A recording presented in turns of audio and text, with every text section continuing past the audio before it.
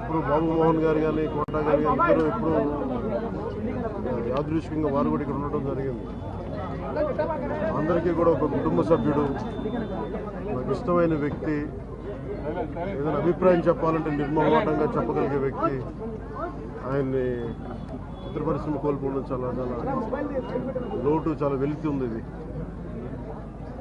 Last మేము authority దారేది act చేసేటప్పుడు కూడా ఆయన నాకు ప్రత్యేకించి ఒకటే చెప్పారు, మీరు ఇబ్బంది పడుతున్నారంటే నేను చనిపోయే వరకు యాక్టింగ్ చేయాలనుకుంటున్నాను. మొట్టమొదటి సినిమా అక్కడమ్మాయి ఇక్కడ అబ్బాయి నుంచి అథారిటీ దారేది వరకు నాకు ఆయనతో మంచి అనుబంధం ఉంది. ఇప్పుడు 10 మంది బాధను ఆకాంక్షించేవాళ్ళు.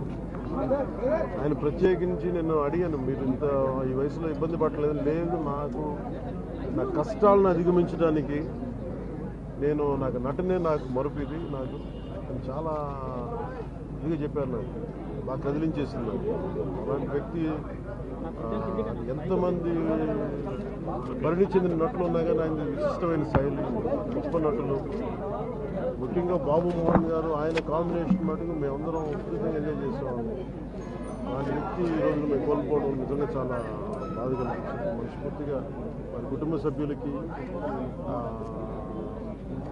మనస్ఫూర్తిగా నా సానుభూతిని తెలియజేస్తూ వారి ఆత్మకి శాంతి చేకూరాలని మనస్ఫూర్తిగా ప్రార్థిస్తున్నాను.